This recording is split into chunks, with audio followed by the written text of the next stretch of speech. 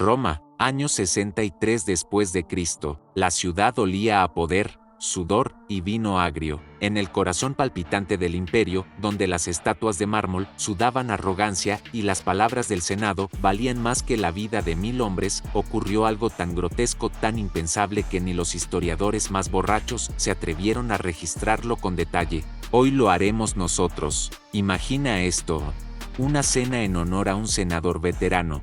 Una de esas veladas donde los ricos compiten por quien vomita primero del exceso. Copas de oro, frutas importadas, cuerpos esclavos decorando las esquinas como muebles vivientes. Pero entre todos los presentes, había uno que no reía, no comía, no bebía, y no por obediencia. Su nombre era Faustus, un esclavo, pero no cualquier esclavo. Faustus había sido gladiador, sastre, tutor y finalmente sirviente personal de Cayo Lépido Arriano, un senador tan cruel que azotaba a sus sirvientes por bostezar sin permiso. Lo que nadie sabía todavía era que Faustus no estaba ahí para servir el vino, estaba ahí para hacer historia, sangrienta, vergonzosa y absolutamente inolvidable. Faustus no nació esclavo, no, en absoluto, fue concebido bajo cielos gélidos, en esas tierras del norte donde el viento no solo corta la piel, sino que parece arrancar el alma misma con su filo helado. Allí, donde el aire duele, donde el frío es un dios cruel al que se le rinde culto con resistencia y puños apretados, Faustus vio la luz por primera vez. Hijo de un herrero, un hombre tosco y duro como el hierro que forjaba, Faustus creció en un mundo donde la fuerza valía más que las plegarias a dioses invisibles. Los hombres de su aldea no buscaban consuelo en oráculos ni en sacrificios. Confiaban en la dureza de sus músculos, en la sangre fría que corría por sus venas. Era un mundo salvaje, sí, pero honesto en su brutalidad. Allí, Faustus aprendió a sostener un martillo antes que una espada, a forjar hierro candente antes que a empuñar un escudo, y sobre todo, aprendió a no inclinar la mirada ante nadie. Su mirada era un desafío en sí misma, una promesa muda de que su voluntad no se doblegaría fácilmente. Pero Roma, ese monstruo insaciable vestido de toga y laureles, no tenía tiempo para historias de honor ni de tierras lejanas. Cuando sus ejércitos arrasaron su aldea, no se contentaron con quemar casas ni matar a guerreros. No, fue más cruel que eso. Con el fuego consumieron la tierra, con sus risas humillaron a su gente, y con su codicia convirtieron a su madre en entretenimiento degradante para los soldados que celebraban la victoria con vino y sadismo barato. Faustus fue capturado, no como un enemigo digno, sino como un objeto, carne joven, fuerte y con potencial para la violencia, carne que alimentarían y moldearían en el Ludus, esas escuelas de muerte donde se entrenaba a los gladiadores para el placer sanguinario del pueblo romano. Allí, en ese infierno disfrazado de arena y mármol, Faustus no aprendió a ser héroe ni a ganar fama. No hubo gloria en sus primeros días, solo hubo supervivencia. Cada golpe que recibía, cada herida abierta, era una deuda que tenía que pagar con sangre y silencio. No luchaba para conquistar el honor, luchaba para ganar un pedazo de pan y para evitar que lo destriparan delante de un público borracho y hambriento de muerte, donde senadores apostaban no solo por victorias, sino por la duración del sufrimiento. Fue en ese lodazal de sangre donde apareció Lépido Arriano, un senador conocido no por su sabiduría ni su nobleza, sino por su morbo y sadismo disfrazados de poder. Lépido no asistía a las luchas para admirar el valor ni la destreza. No, su deleite era ver a los hombres abrirse en canal como bestias para su diversión, su entretenimiento privado. Y allí, entre la multitud insensible, sus ojos se posaron en Faustus, no por su fuerza bruta ni por su habilidad, sino por un silencio extraño y una disciplina que no encajaban con el caos sangriento del Ludus. Faustus tenía una manera única de mirar, no era la mirada de un esclavo, ni siquiera la de un gladiador, era la mirada de alguien que guardaba cada golpe, cada insulto, cada humillación, como si anotara en un libro invisible la cuenta pendiente de un alma destinada a cobrar. Esa mirada le fascinó a Lépido, así que decidió comprarlo, no para la arena, no para el espectáculo, lo compró para sí mismo. Como un trofeo, un animal domesticado que camina sin correa, pero cuya alma sigue encadenada en algún lugar oscuro. Faustus pasó años en la villa del Lépido Arriano, pero no fueron años de servidumbre común. Fueron años en los que fue testigo de horrores tan profundos que harían vomitar incluso al más endurecido de los senadores. Azotes brutales a niños por el simple pecado de llorar. Esclavas forzadas a entretener a invitados hasta que sus cuerpos cedían bajo el peso del abuso. Castigos tan degradantes y crueles que la Lex Petronia, esa ley que intentaba limitar el abuso de los esclavos, aunque fuera solo en apariencia, parecía un chiste de mal gusto, una broma escrita en papiro mojado que nadie se tomaba en serio. Y entonces llegó el día en que Lépido lo llamó a su estudio con una copa de vino barato en la mano y una sonrisa torcida, esa sonrisa que tienen los hombres que creen ser dioses en su pequeño universo de corrupción y poder. «Faustus, ¿sabes por qué me gustas?», le preguntó, sus ojos brillando con la arrogancia de quien está acostumbrado a poseerlo todo. «Porque aunque no dices nada, me escuchas como si quisieras matarme». Lépido rió, un sonido mezquino, una carcajada de fénix borracho que cree que puede resurgir de sus propias cenizas. Pero Faustus no rió. En ese momento, en ese preciso instante, algo se rompió dentro de él. No sería en la villa ni en un callejón oscuro donde terminaría esta historia. No, lo haría donde más doliera, donde más se sintiera el peso del poder. Lo haría frente a sus iguales, en el corazón mismo del ritual de la dominación, durante la cena del Senado, en la Domus Publica, rodeado de las máscaras de grandeza que cubrían el hedor moral de Roma, y no haría falta ni una sola palabra, solo sus manos, sus puños, su rabia contenida, hablarían por él. Y llegó el día que marcaría la historia con tinta indeleble y sangre fresca, ese día en que el destino de Faustus y la arrogancia del Lépido Arriano chocarían como dos fuerzas opuestas destinadas a la catástrofe. La cena fue anunciada con toda la pompa y circunstancia que solo un senado romano podía permitirse, invitaciones grabadas en bronce, mensajes tan pesados que parecían sellos de condena más que meras invitaciones, esclavos entrenados para atender sin pestañear, para anticipar cada capricho, cada gesto de esos hombres que se creían dioses con toga, y un menú diseñado con la avaricia y el exceso de un imperio en decadencia, donde el estómago de cualquier romano de mediana edad se prometía explotar de placer ante la cantidad de viandas y vinos servidos. Los aromas de aves asadas, peces de ríos lejanos, y especias traídas desde el fin del mundo, impregnaban la Domus Publica, creando una atmósfera intoxicante que ocultaba la corrupción y la podredumbre detrás de ese escenario de poder. En la cabecera, Lépido Arriano se sentaba con esa mezcla insoportable de orgullo engreído y desprecio absoluto. Su toga blanca estaba impecablemente doblada, sin una arruga que denunciara el sudor de la servidumbre o el nerviosismo oculto bajo su piel. Su risa era aguda, afilada como el pico de un halcón hambriento, y sus ojos brillaban con la certeza insoportable de quien sabe que ningún mortal osaría jamás desafiarlo, ni siquiera un miserable esclavo como Faustus.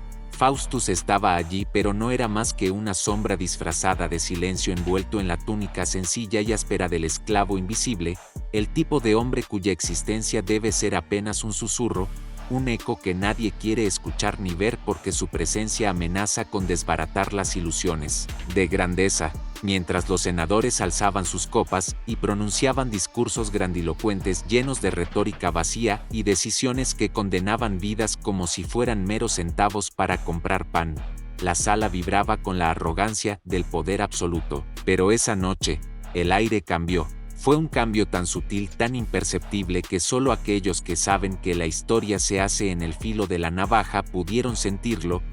Un susurro, un roce invisible como la punta afilada de una daga apenas sostenida en la mano temblorosa de la justicia disfrazada de venganza. Y entonces, sin anunciarlo, sin pedir permiso, Faustus se levantó. No pronunció palabra alguna.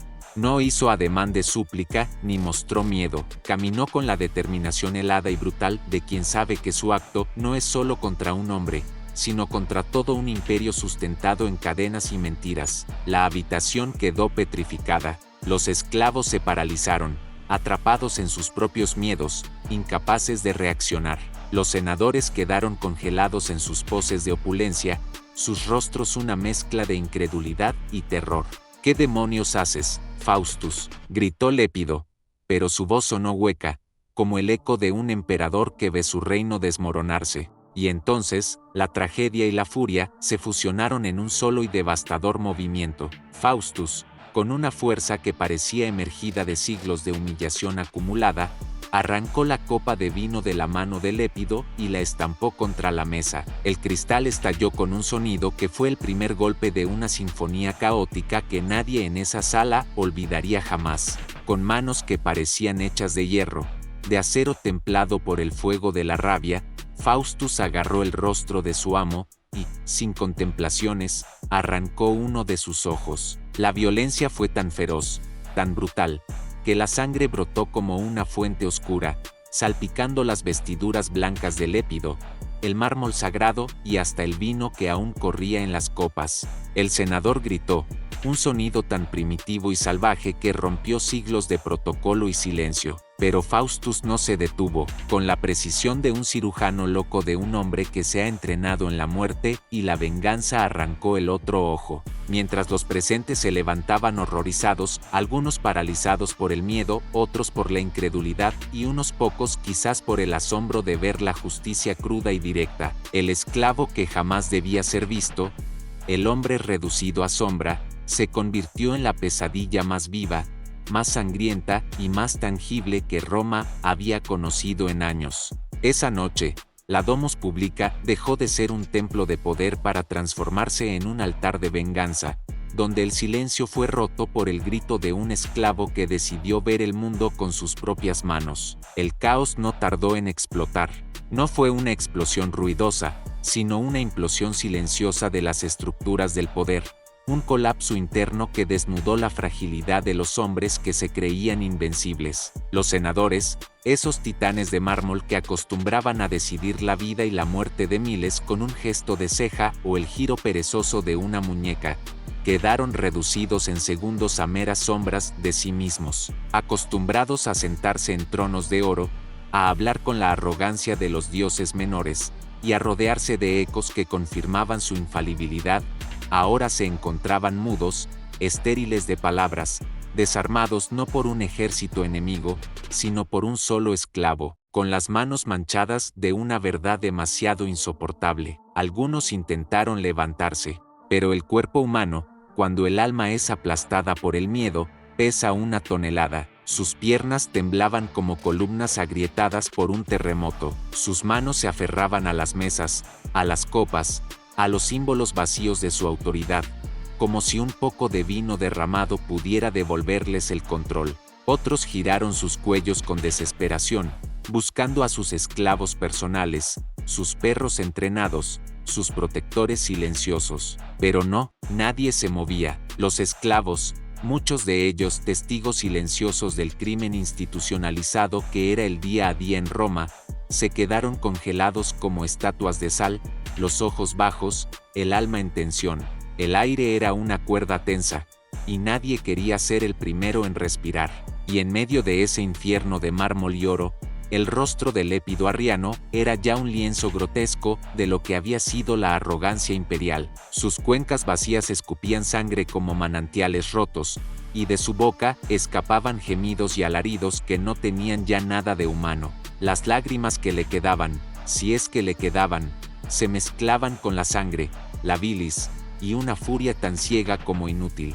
«Matad a ese maldito», rugió, pero su voz estaba rota, como si el poder hubiera sido extirpado junto a sus ojos. No era una orden, era un llanto, no era autoridad, era el lamento de un dios caído que apenas entiende que ha dejado de ser adorado. Pero Faustus no se inmutó, no huyó, no corrió, no gritó, caminó hacia la salida con la serenidad de los que ya no le temen ni a los hombres ni a los dioses. Era como un espectro saliendo de su propio juicio final. Paso a paso, como si atravesara un campo de estatuas vivientes, cruzó el salón convertido en un mausoleo de certezas rotas. No apartó la mirada, no pidió perdón, no pronunció discursos, porque los actos verdaderamente grandes no necesitan palabras. Faustus caminaba entre senadores petrificados como si fuera la encarnación de Némesis, la diosa de la justicia que Roma fingía honrar pero que en realidad enterraba bajo banquetes y sobornos. Porque ese acto no era una simple venganza, no era un crimen pasional, era un manifiesto, un himno sin música, una revolución en una sola escena. Era el recordatorio brutal de que incluso la cadena más gruesa puede ceder ante el hierro de la voluntad, que el esclavo más humillado puede romper el equilibrio de un imperio con las manos desnudas, y que el poder, ese ídolo de barro cubierto de oro, puede caer estrepitosamente si alguien se atreve a sacudirlo desde abajo. Según las crónicas de Tácito, ese obsesivo de las miserias del poder, porque sí, Tácito no escribía para alabar, sino para recordar a Roma que su corazón era tan oscuro como sus túneles de esclavos. Aquella escena quedó impregnada en la memoria colectiva de la ciudad como una herida abierta, no tanto por la sangre, sino por lo que reveló, que Roma, la invicta, la orgullosa, la eterna, también podía temblar cuando uno de sus esclavos dejaba de agachar la cabeza. La historia de Faustus, después de esa noche, se ha diluido entre la bruma de las leyendas, los susurros de los mercados y los papiros censurados del Senado. Algunos dicen que fue capturado en las afueras del Aventino, torturado durante días y finalmente crucificado lentamente, sin agua, sin sombra, bajo un sol que parecía tener sed de justicia irónica, que su cuerpo quedó colgado durante semanas, como advertencia para los demás. Otros, los más románticos, juran que logró escabullirse entre los callejones, ayudado por otros esclavos, por prostitutas, por gladiadores retirados, por todos aquellos que sabían que el verdadero enemigo no era Faustus, sino el sistema que lo había fabricado. Según esta versión, desapareció en los suburbios, y fue visto años después en Sicilia, liderando una pequeña comunidad secreta de esclavos fugitivos, como una especie de Espartaco silencioso, que no necesitaba ejércitos, solo el recuerdo de lo que había hecho aquella noche. Lo único indiscutible es que su acto se convirtió en símbolo, en un mito clandestino que se contaba entre dientes en los cuarteles de gladiadores, en las cocinas del palacio, en las cloacas donde se refugiaban los desesperados. Faustus fue más que un nombre, fue una advertencia, una profecía cumplida, un grito eterno en la historia de Roma, porque en esa ciudad que se vanagloriaba de su orden, de sus leyes, de su senado, un solo hombre sin título, sin ciudadanía, sin ojos, sin toga, les demostró que el poder también sangra, y sangra mucho. Pero no te equivoques, esta historia no es un cuento de hadas con final feliz ni una glorificación barata del rebelde. Faustus, al fin y al cabo, no era un héroe, era un hombre roto, un alma desgarrada por años de humillación y sufrimiento, que explotó en un acto de violencia desesperada. Roma no era un jardín de lirios donde los sueños de libertad florecieran sin espinas, sino un colosal circo de sangre, hierro y esclavitud donde cada gesto de rebelión se pagaba con tormento y muerte lenta. Y sin embargo, esa noche, en medio de la grandilocuencia y el lujo, la máscara del poder se quebró como el cristal de la copa de Lépido, porque el imperio que se jactaba de su invencibilidad, temía más a la furia callada de un esclavo que a las legiones enemigas. Plutarco, en sus vidas paralelas, aunque se empeña en adornar a los poderosos con virtudes inexistentes, dejó caer que el temor a la revuelta interna era el más profundo de los miedos romanos. Y Faustus, con sus manos ensangrentadas y su silencio de muerte, encarnó ese miedo en carne viva. La historia se convierte entonces en un espejo incómodo. ¿Cuántos lépidos arrianos han existido, y existen aún, que creen que la brutalidad es un derecho, y la sumisión una obligación? La pregunta queda flotando en el aire como el olor a sangre y vino barato en esa fatídica cena del Senado. ¿Y tú, qué harías si estuvieras en la piel de Faustus? ¿Serías el esclavo que aguanta o el hombre que arranca ojos para no perder la vista? En el trasfondo de esta historia hay un detalle que pocos se atreven a recordar. Roma no solo fue una maquinaria de poder político, sino también un teatro de brutalidad cotidiana donde la vida humana, especialmente la de los esclavos, se valoraba menos que el peso del oro en una balanza. El derecho romano justificaba la esclavitud como un mal necesario, un engranaje indispensable para sostener el lujo de las élites. No es casualidad que el Digestum, esa compilación de leyes romanas, contenga cláusulas tan despiadadas como la facultad del amo para castigar con impunidad, incluso hasta la muerte, a sus esclavos. Sin embargo, Faustus desafió ese orden no con palabras ni súplicas, sino con violencia pura, tan cruda como el hierro forjado en su tierra natal. Su acción fue un golpe directo a la esencia misma del poder romano, la dominación absoluta y el silencio del oprimido, porque en Roma, el esclavo debía ser invisible, mudo, sin voluntad. Pero Faustus rompió ese mandato. ¿Y qué hizo el Senado tras semejante afrenta? Pues, si crees que tuvieron un ataque de conciencia o comenzaron a cuestionar su moral, te diré que no. Ordenaron buscarlo. Cazaron a Faustus como si fuera un animal peligroso y reforzaron las leyes para castigar con mayor dureza cualquier intento de rebelión. Pero la semilla ya estaba plantada. Los esclavos murmuraban en las sombras, los sirvientes se miraban con sospecha, y el miedo a otro Faustus crecía como un incendio bajo la ceniza, porque en Roma, las cadenas más visibles eran solo una fachada para encubrir otras, más profundas, hechas de miedo y silencio. Faustus no solo arrancó ojos esa noche, arrancó el velo que cubría la crueldad del imperio, y eso, queridos senadores y espectadores, es un acto que ninguna toga puede lavar. Lo que ocurrió después fue una danza macabra entre el poder y la venganza. Lépido Arriano, con su mirada perdida en la oscuridad, se convirtió en una carcasa vacía, una advertencia viviente de lo que le sucede a quienes creen que el abuso es eterno e impune.